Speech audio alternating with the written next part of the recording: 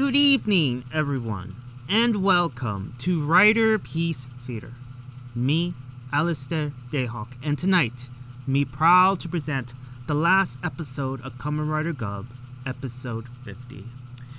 So, today's the day, everyone. It has finally arrived. Whether we are excited about this or dreading it, it's here. And Zet is next Sunday. And after what I saw, I honestly don't know what to expect, because I was getting this vibe of James Bond to a little bit of Freddy Krueger-ish, because Baku is going to fight monsters in the dream world.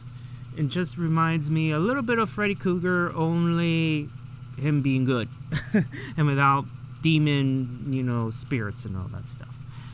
But regardless, Gavv has treated me well for this past year, and this may sound controversial, but I owe it to you guys and to myself the truth. And I always speak from my heart and with my head. And it's obvious, because I said this to you guys so many times, that this is not scripted, because it will take me a lot of extra time to write a script and just read it off a piece of paper. I don't like it. I'd rather just have a simple conversation between you and me and just be upfront, be honest, because I don't want to lie. I don't want to sound fake. And the reason why I'm telling you guys this is because I watched the finale, and I've seen it, I think, 2 to 3 times. And every single time, the episode felt flat for me. It just felt lackluster. Like, it felt like it was missing a couple of things. And I told you guys in my last video, which, by the way, if you hear sounds in the background, I'm hot. It's hot in here, so I do apologize for that. But coming back to the conversation here, it's just, there was so many things I wanted answered, like what happened to Baby K, to what happened when Grandpa went to this strange world and cut Kate and returned with the secret ingredient that led to the dark treats, to the messages that Uncle Dente left behind for Shoma, Hanto, and Sashika. Like, I wanted to know. And I'm sure there's some other things, but those were the main things I wanted to know. And of course, the secret that we all been waiting for, which is Shoma going to reveal the truth that hey, I'm your nephew, and my mom, your sister, is dead, and here's my story. But going through this episode with you guys, you will understand why this episode fell flat for me, and I could give it like a D for me, because it just felt it was missing something. However, there are 2 scenes that made me feel sad to watch this show go, because even though I said that this finale is flat, Gavv for me has entertained me for the entire year, made me forget about Godchard. It landed in my top 10, and if I were to watch it again, I would. But this finale really needed some work. So let us begin our last tale of this finale, where we left off last week with the showdown with Lango and Shoma, and we have an added conversation here. And when Lango mentioned about the Stomach family and how he is going to bring it back to its former glory, Shoma responded with what he said about the Stomach family. He said, "Stomach family? Like, what are you talking about?" And he adds, when he was growing up, he never saw his older brother crack a smile before. And he asked this very, not important question, but a question that even I have been wondering for quite some time. Have you ever cracked a smile before? And to add on to that question, he says, like, did you find joy of destroying not just human lives, but also Ganyu lives under your employ?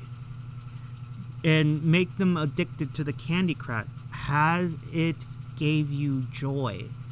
And this is where Lango, snaps at him, like he has no right to say that to him. And he added more information about his own origin story, about him and the entire family used to be at the top, like one of the top 5 top families in the Ganyu world, like one of the rich and powerful type of thing, ever since their grandfather made it big and the candy crack was born, that sort of thing. But when his father inherited everything after the grandfather died, that's when Lango felt like the family was taking a dip into the toilet. Because Lango wanted the power, he wanted the money, he wanted everything, because he assumed that that's his by right. And so when his father,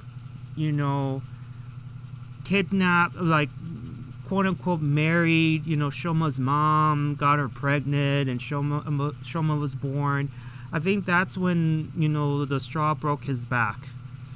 Because, again, he deemed his father weak, doesn't know anything about business, he didn't took the business to where it's supposed to be, and then when you add in a human woman who he kidnapped, or maybe his part-timers kidnapped her, I don't know, but she got abducted, kidnapped her, married her, got her pregnant, that, was like, okay, that's it, our father needs to go. Because Lango, and I'm sure his other siblings, view humans as the weaker species, and to see their father marry that said weak species is just a stain in their family's legacy. Shoma is a stain to their family. We all know this. And, that's when he took the initiative of killing, his own father. And Shoma figured it out, so it was you the one who murdered our father.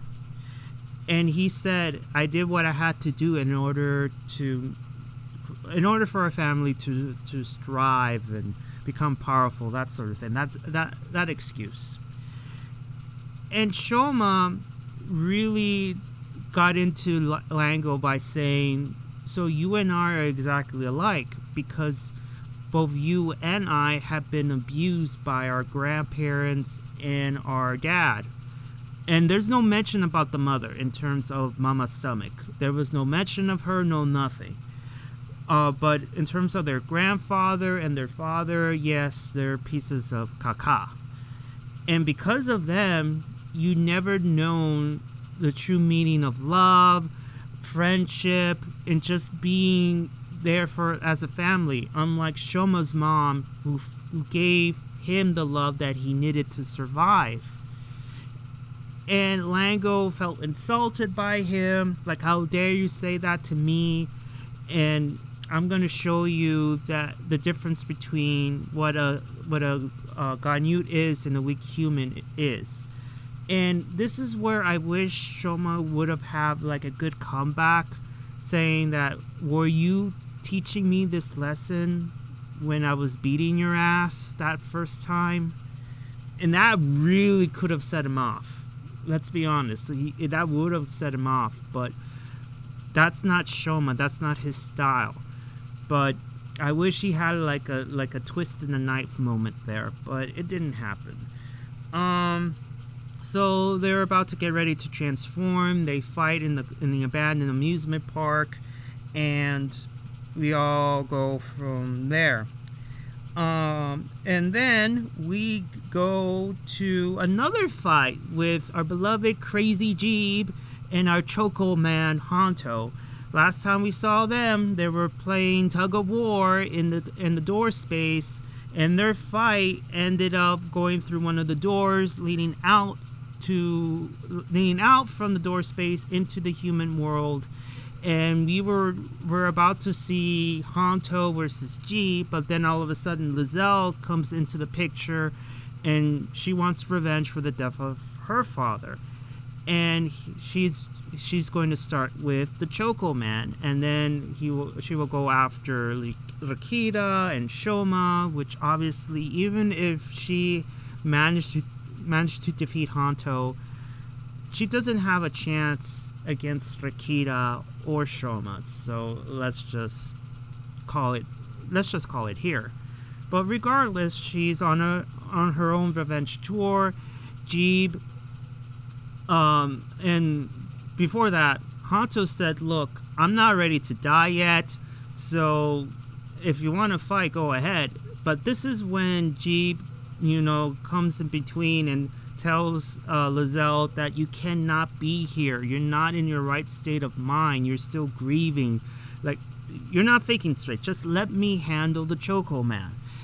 But Lizzle tells Jeebh, like, I understand how you're feeling right now when Sheeta passed away. I understand what you're feeling, what you're going through. Please help me get my revenge, Jeebh. And as they were talking, you see a scene with Hanto just listening in and looking at this, and he is starting to have some sort of change of heart, like, maybe I don't want to go through with this fight, and I just want to walk away. You could tell by the look on his face as he is witnessing this love fest. And so after they finish their mini talk, Hanto comes in and just said, "Look, can we just stop this cycle of violence? Can we just stop this killing? I have things to protect. You, Jeebh, you clearly have someone to protect." And we have a moment of Jeebh and Lizzle looking at each other. And Hanto continue on, like, "Look, I have things to protect myself. Let us just stop the fighting. Let us go home. Like, can you go back to the Ganyu world and just move on with our lives, please?" And Lizzle took it as, well, is this your way of telling me of... is this your way of asking for mercy? And it's not the case at all. Hanto is giving the Ganyuts a way out. Like, he's just like, come on, just let us go home. We don't want to fight. And if you force my hand, then I have no choice but to put you two in the ground. He literally pretty much laid down the law. If you go after me, then that's it. If I kill you, that's it. It's not going to be my fault. But of course, Jeebh said, "You're right, but I will stop after I help Lizzle." And just like Hanto with his reaction, I'm just like throwing my hands up, like, come on. He's giving you a chance to leave. But of course they don't take it. And so we end up with a handicap match between the couple versus our beloved Choco Man. Hanto, the old Hanto would never offer them a second chance to walk away. He would just go gung-ho and just be attacking the Ganyuts because, back then he was very hateful towards Ganyuts after, what happened to his mom and everything. But now he's just like, come on, let's just stop this, please. Let's just end this now. But, they don't listen. So we go from our beloved Choco Man to Lakita, who survived the agent army. He makes it to the door space, and he is looking for Hanto. But he got the assumption that he already left, and he's with Shoma right now, releasing the humans. So he did the next best thing, which, by the way, his choice that he is making right now will have severe consequences in the near future. And I'll explain as we go further. But he makes the decision of destroying the doors in the door space as a way of, making as atonement for joining the stomach family and, and capturing people and all that.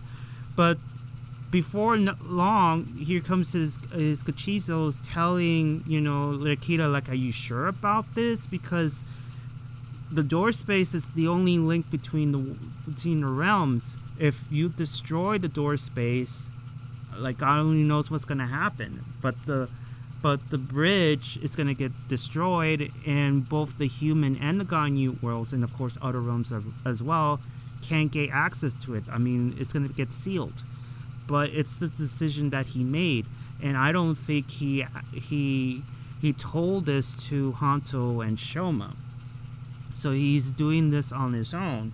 And as he was shooting every single door, he shot one door and the door is destroyed, but we get to see a peek through the human world, and we have a moment where Lakita is like talking to this said door that's burning and says, thank you for letting me stay in your world. Even though it was like short, I did enjoy my time there. The being in the human world wasn't so bad. And then it's like his way of saying goodbye, which it was. And then he keeps on destroying every single door on his way out. So we go from Lakita destroying the door space to the fight between Lango and Shoma. And this fight, at least the first half of this fight, we get a chance to see over and master forms, but of course Lango saw through this strategy. He immediately destroys it with, the wings, and then it forces Shoma to use other forms that he used rarely in the past, starting with the ice cream form, and then he uses his cake form, which he mostly used all the time.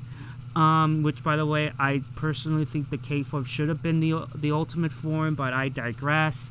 Then moving on from the cake form to the lollipop form, to the chocolate cowboy form, the marshmallow form, the potato chip form, and then ending with his 4-wheel motorcycle. And he takes Lango to the skies. He's riding it on top of a roller coaster, and we see them fight and whatnot. And I have to say, like, it's nice to see the old forms back, but at the same time made me realize that we haven't seen any of those forms except for the cake form for a very long time. And there's other forms he did not use, like, the ice punch in the second episode, and then the 1-foot gummy. Like, he never uses that anymore. So it's Toei's way of selling toys and to remind us that, hey, this is going to be the last time you ever going to see Shoma using these forms again. So, see them in action before it's too late. And also, there's always the reruns. So, hey. So we move on from the flying Lango to the motorcycling roller coaster ride of Shoma.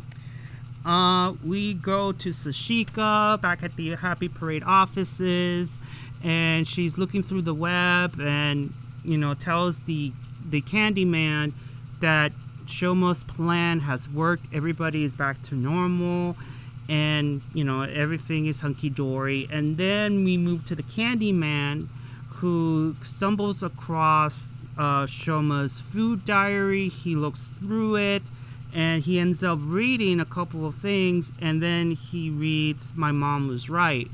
And then Sashika was like, wait a minute, that's Shoma's book. And the Candyman asks, so this is the person that Shoma was talking about when, he said that he lost a loved one. the lost loved one is his mother, correct? And Sashika confirmed that, yeah, he lost his mother because of the Ganyuts, which is worse because the Ganyuts were his family members. But in any case, she confirms it. And he was like, oh, so his mom, likes a lot of sweets as well, just like my sister. And then that's when he asked that number one question. Did Shoma ever mentions, her name? Like, do you know her name? And Sashika made the correct decision of telling him, this is not my place to tell. You should wait until Shoma returns. Like, ask him. And of course, the Candyman's like, oh, okay, all right. But there was a moment where maybe Sashika could have spilled the beans, but I like the fact that she respected, Shoma enough to say, look, this is not my story to tell. I'll let him tell the story. It's not my place, but I can confirm that, yes, the Ganyuts did kill his mother. And that's it. And that's the closest that you can get. And so the show the show continues with Lango and Shoma. They took the fight from the empty amusement park to an empty warehouse where we see like a mini motorcycle fight leading up to a lunge with the sword, and we get to see Shoma, tearing one of Lango's wings. So now Lango cannot fly, so that means the fight returns back to land. So we quickly go to Lakita, and he is destroying every single door. And once he hit a certain area of the door space, he destroys it, and the whole door space collapses on itself. And speaking of collapse, the bridge that he was on, it gets destroyed and he falls. And this is where Lakita said, oh man, maybe I screwed up. I didn't think things through. Gee, no kidding. Because again, later on, it's going to get discovered that him destroying the door space comes with a price. As Lakita is falling through this abyss, he is, thinking, well, yeah, I may have screwed up, but you know what? I get to see my brother again, and I want to thank my friends for letting me stay and whatnot, because there's memories of his little brother and also his friends that he made in the human world. He's gonna miss them. You see a couple of tears coming out, and his two cachizos just comes out and pretty much bounce off Lakita and made it to one of the last doors leading to the human world, as Lakita is falling through this abyss. So it looks like Lakita is dead, but we don't know for sure. So as the Cachizos escape from the destroyed door space, we go back to Hanto versus Lizzle and Jeebh. And I have to say, this fight I enjoy the most, because you have, losing streak Chocoman Hanto taking on against these crazy people, Ganyuts, and he's doing quite well. And I have to say, from both sides, I mean, they gave it their all. I see like Lizzle and Jeebh working together beautifully. I saw when Hanto gave Lizzle a suplex. Jeebh ends up, protecting her from the suplex. And then here comes the cool part. When Hanto froze the ground, making the enemy frozen, even though their feet were frozen, they were still punching Hanto and whatnot. Jeebh took like a shoulder pad off of his, shoulder, right? And ends up throwing at the sword and activates it, destroying, the ice. I thought that was a smart, cool move. And also I like the fact how Jeebh let, Lizzle use his sword and, do the sword play and whatnot. And then with Hanto, you have to... I think, seriously though, I feel like Hanto will give Banjo a run for his money, even though Banjo is an expert MMA fighter or a boxer. Like, I think I view Hanto as like a wrestler because he did like some sort of suplex on Lizzle, even though Jeebh protected her. You see him just use his entire body to fight. And what I find it to be funny and cool at the same time, he ends up grabbing Lizzle and Jeebh's heads and just smashing them together.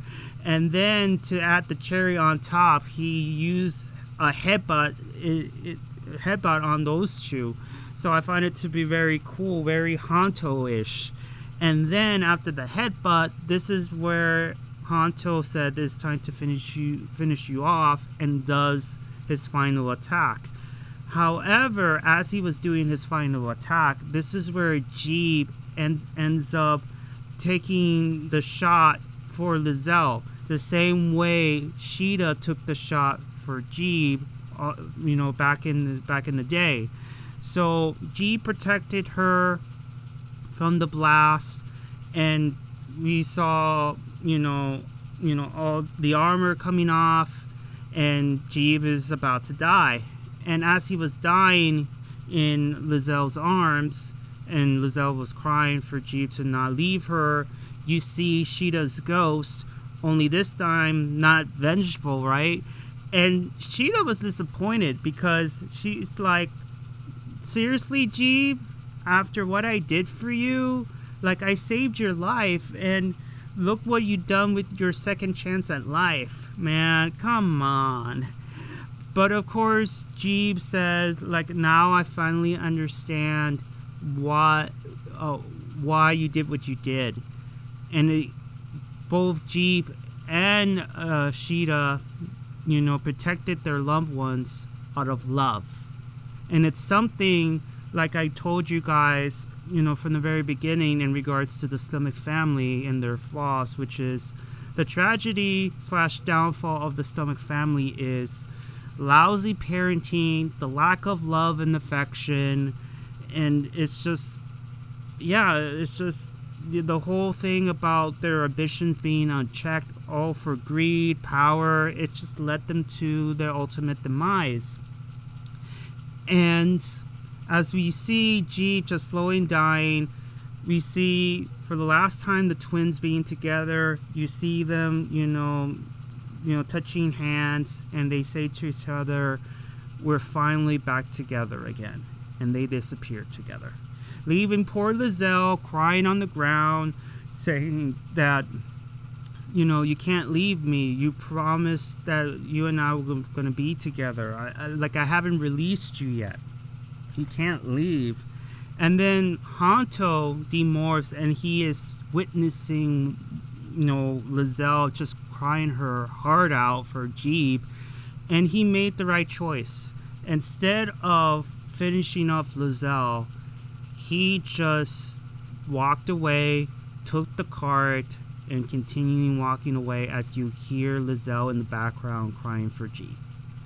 And the atmosphere and the air and just the coloring of that scene is pretty grim, and it's pretty appropriate, to say the least. So Hanto's battle is over, and we go back to Lango and Shoma. And after, destroying one of his wings, it got turned into a fist fight, and ultimately Lango got the upper hand, and Shoma, right now, his energy has been depleted, and Lango is singing victory. But of course, Shoma is telling his older brother that I will never give up. There are some things in life that you, Lango, will never want to learn. You will never learn. I, on the other hand, have changed a lot. I have learned a lot, and there's no way in hell that I'm gonna give up and lose to you. And with that, I'm giving you this chance of walking away. Either you leave humanity alone and walk away, just do that. Leave humanity alone. That's option 1. Option 2 is, if you don't leave humanity alone, then you're gonna force my hand and I have to kill you. Because I have no choice. I have to protect humanity from the likes of you, right? And Lango says, I prefer the latter. I prefer to kill you. And so we get this final showdown. Shoma transforms into his basic form, his gummy form, and delivers a super kick onto his older brother. And we see a lot of explosions, and Lango turns into a puff of feathers. And then you see Shoma planting a bag of gummies in this said grave, so to speak, and he just walks away into the darkness.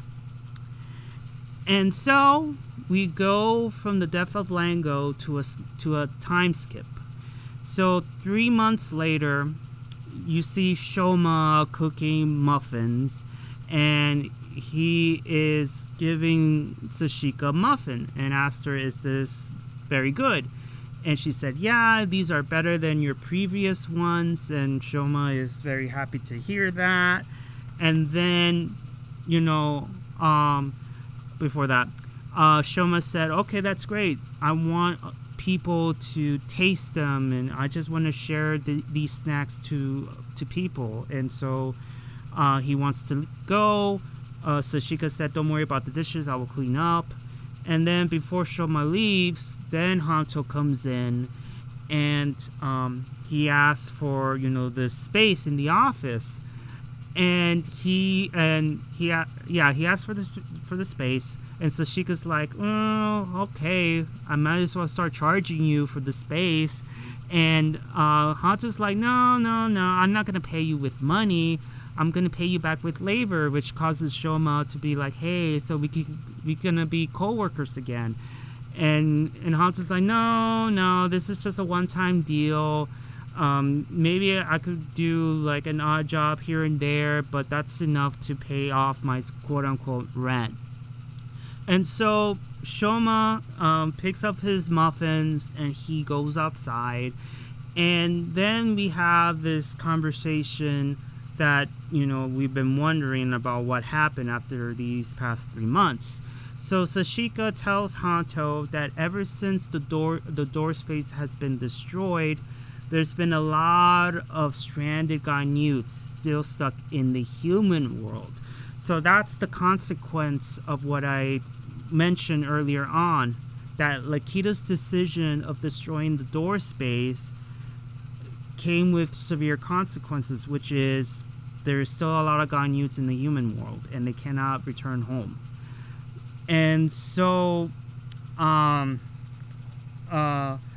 also to add, right, aside from the stranded Ganyuts, we go to Lizzle, because the mention of the stranded Ganyuts causes we see Hanto, just like, oh, like really, like you see this expression on his face, and then we go directly to Lizzle. So after 3 months, she's been mourning and visiting the spot where Jeebh died. And so she lost everything. When you think about it, she lost Jeebh, she lost her dad, and she can't go back to the Ganyu world even if she wanted to. So she is stuck in the human world, whether she likes it or not. And so after the whole Lizzle crying, we go back to Sashika and says, Shoma is trying to invent something called the Bright Treats, and he wants to share it with humans and Ganyuts alike. He wants to spread happiness and snacks and all that good stuff. And speaking of which, we move to Rikita. Wait, hold on, not Rikita. Um, um, Hanto mentioned something before I move to the next scene. Hanto said, well, wow, I mean, Lakita really had to destroy the door space. It really is his fault. And one of the, I think it was the Jelly Cachizo, just went up on top of Hanto's shoulders and ends up hitting Hanto for, you know, for you know, talking smack about Lakita. And he apologizes. And then we get to Shoma again, and he returns to the door, and he opens it, and unfortunately there's no door space. There's no nothing. It just leads to some hallway or whatever. And the Flan Gachizo is talking to Shoma, and Shoma reassures it that I'm sure Lakita is doing well on the other side. Like, he's doing all right. And speaking of the other side, we go to Lakita, and apparently he survived from through the falling of the abyss. He somehow managed to get from the door space back to the Ganute world, and apparently there's a new president in town, and there is still a lot of missing Ganutes, but the world keeps on turning, he said. So yeah, it is what it is. And the other guy, Gachizo, I forgot its full name, but he pops up and talks to Lakita and replies with, "Don't worry, I'm not alone because I have you." And yeah, Lakita survived. He's living back at the Ganute world. He's not president, but he looks like he's doing all right. And so we move on from Lakita, the last scene from Lakita, to Shoma, and he visits his uncle. And this is one of the most disappointing scenes ever, and I'll explain. So he visits his uncle, and he asks, "Hey, can you try my muffin?" And he says it's good, but he prefers the previous ones, which causes Shoma to go all like crazy. Well, he gets frustrated because, my God, he's trying to please everybody, but he knows that it's impossible. He's trying to create the bright treats for everybody to like, but in life, you can't please everybody. We all have different taste buds. We all have different things that we like. There's no way you can, please everybody. And he knows this, and he's going to learn this as he is making more treats. And then he asks, his uncle, what do you think your sister would have preferred if she were alive? And this is where it indicates that the uncle knows that Shoma is his nephew, but he doesn't really say, well, nephew, blah, blah, blah, blah, blah. But instead, he said that regardless of what you make, she will love it. So that to me points that he already knows. And so Shoma just gave this look. I'm like, really? But at the same time, I felt like Shoma gave this vibe, like, does this man know that I'm his nephew? So yeah, now you know why I'm disappointed with this scene. Because it looked like after 3 months, Shoma has never told his uncle the truth. Like, come on, like, regardless if he knows, like, I felt like I was robbed of this moment of seeing Shoma telling this man who has been searching for his sister for God only knows how long, and just be like, I'm your nephew. Like, your sister is my mom, and I will tell you, our story. Like, there was no hugs, there's no kisses, there's no crying. I feel like I got robbed from that. And that's their mistake. Like, I feel like regardless if they'd done it off screen, I wanted to see that moment. I wanted to see, that. But I felt like I've been robbed. So that scene to me felt disappointed. We don't get this secret reveal. It's just, it sucks. But in any case, he ends up leaving his uncle, and as he was leaving the candy shop, he bumps into Baku, our beloved Kamen Rider Zet, or Zet. And Baku picks up something that he assumed belonged to Shoma, says, here, you drop this, and he ends up going on his way. Then all of a sudden, a UFO shows up and zaps him. And the UFO leaves, and Shoma's in shock, like, what the hell just happened? Are you okay? A UFO, like, lightning you. And Baku answers, look, I think I'm cursed. Like, every time I help someone, bad things happen to me. However, don't worry about it. I'm used to it by now. Let me take it from here. That line to me was like the baton being given to somebody else. Like, yeah, this is the moment where we see, yeah, Baku's gonna take over for Shoma next week. And, you know, it's just, it hit me knowing that, yeah, this is it. The passing of the torch happened. And, like, yeah. And it was a Kachizo, by the way. It was a Kachizo that said, you know, Zet. And it says Rider on or off. I forgot what it was. So, after that strange cameo from Baku getting shocked by this random UFO, we go back to the Happy Parade offices with Hanto and Sashika, and says to her that I'm gonna write articles about the Dark Tree incidents. It's important to have these stories out there, and also it will give me peace, because he feels that his fight is not over yet. And then all of a sudden he gets an email from a Ganyut, and it reads that I'm a Ganyut who used to work for the Stomach Company. I'm stuck in this human world. I don't know how to adjust. I don't know what to do. And this is where Sashika calls in Shoma about that said email, and Shoma is willing to help this Ganyu out.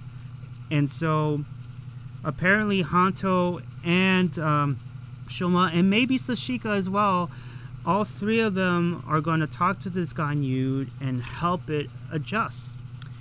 And so Shoma hangs up the phone, and we get to see him summon his motorcycle. And his last lines were that I'm hitting the road, spreading happiness with snacks, and he rides into the sunset. Not literally, right? But metaphorically. We don't see a sunset as he was riding off, but to me, he's riding into the sunset, and the season of Gavv is over.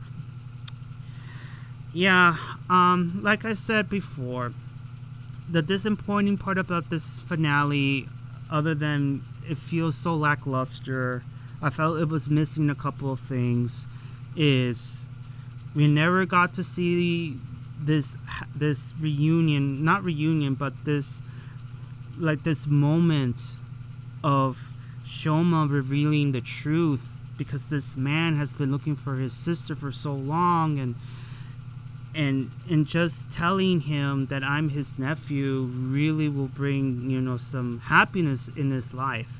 Sure, it will come with sadness knowing what happened to his sister, but at the same time, you know, you have family. And we didn't get to see that, unfortunately. And that moment was taken away. There's no Baby K mentioned. There was no origin story in regards to the dark treats on how Grandpa's stomach went to this strange world and got this ingredient. We got nothing of that. And I wanted Jeebh to stay alive. I wanted Lizzle to go, not Jeebh. I wanted Jeebh to just wander around the streets of Tokyo going crazy, and that every single time he sees Shoma, he tries to kill him. And then Shoma will be like, after 3 months, be like, dude, enough. Let me help you. I'm sorry about Shida, but I can't keep doing this with you. Come on, man. Let me help you. Let us become brothers. But you have Lizzle crying her eyes out, and that's it. Lakita, stupidly in my opinion, destroys the door space without knowing the consequences of, hey, is it possible that there's any Ganyus left in the human world? Because if he thought of that, then he would have just like, no, I cannot destroy this. I cannot destroy it just yet, because I need to know if there's any Ganyus left in the human world.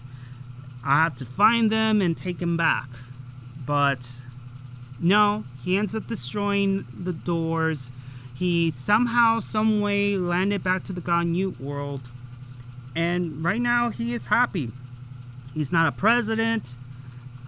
Apparently he's doing fine. But, you know, it is what it is there. Hanto, you know, he wants to write, articles of about the dark treats and what happened this past year, just to give him closure. Sashika is Sashika. I mean, her business wasn't even affected at all. And then Shoma has made the decision of creating, these special snacks and treats and giving it to humanity to spread joy, happiness, that sort of thing, especially towards the Ganyuts, because can you imagine these stranded Ganyuts who is still high in the candy crack? Maybe these bright treats can help him get over this addiction. And so that's why, seeing him right into the sunset with his basket full of muffins, like, wow, like, what a perfect send-off, regardless of how I felt about the finale. But in any case, the era of Gavv is over. The time for Zeto has come, which is next Saturday. And according to what I read online, it's gonna be premiering on YouTube, on Shout Studios and Shout to I forgot what it was, but it's gonna be on YouTube. But there's rumors going around, and there's a disclaimer of what I read, that there's gonna be live streaming the show. However, when it comes to saving it, they're probably not gonna save it. It's gonna get deleted right after, and it sucks. It's just, and in terms of the subs, I don't know how Toei's gonna do it. I honestly don't know. But at least I get to watch it a day earlier, and it gives me an opportunity to watch it again on Sunday to give my notes and do Riderpiece theater for Zet. In any case, I want to thank the cast and the crew for this amazing season, because let's face it, I mean, after Gotchard, this was like the light at the end of the tunnel. So I want to give them a round of applause. Thank you, Gavv. Thank you so much for entertaining me for the entire year. You are sorely going to be missed. Of course, there's always the reruns. And I would like to, post some pictures of the cast getting their flowers and whatnot. After watching the send-off and just seeing, Shoma on his motorcycle riding into the sunset, it just made me realize, we're not going to see another season of Gavv ever again. And I'm sure there's going to be an anniversary season, and we're going to see a more mature Shoma and whatnot, and just, I hope to get to live and see that anniversary show or movie. But there is a movie coming out in regards to Hanto. I don't know how that's going to connect to what happened, but, there's going to be another movie coming out. And I think that's it. And I'm going to repeat this here because I'm not going to do a character review for both the villains and the heroes because it's just too much and there's not a demand for it. So I'm not going to waste my time, going back and just remember everything. As much as I would like to do it, it's just I don't have time, and also people are not interested in it. So what I can do here is just say overall, the show is good, not great. Like I said, there are things that they could have done so much better, but there's no such thing as a perfect show. And top 10, and yeah, I think that's all I can think of right now. And hopefully I gave like a construction, like a good balance of criticism, valid criticism. And yeah, I'm looking forward to that. Hopefully it's good. And I wonder who's gonna die on Christmas because Yuya is writing it, so we have to wait and see for Christmas. And again, thank you, Gavv. Thank you, Gavv. Thank you, Gavv. And guys, give me your thoughts and opinions about the final episode and the season as a whole. Did you like it? Did you dislike it? Write it in the comments below because it's going to be the last time I'm ever going to talk about Gavv. And then next Sunday hits, it's James Bond and Dreamland. So yeah, guys, write your thoughts and opinions about the finale and your overall thoughts about the season as a whole. Give a like if you like it, and please subscribe. And I'll see you all in the realm of dreams and oblivion. Once again, Gavv, thank you so much for entertaining me for the entire year. Thank you for saving me from ranting like I did with Garchard. Thank you so much, and I will miss you guys. And hopefully I could see you around in an anniversary or a drama or a movie. Hopefully, your careers go far. All right, kiddos. Jane. And once again, thank you so much, Gavv. Thank you. Jane.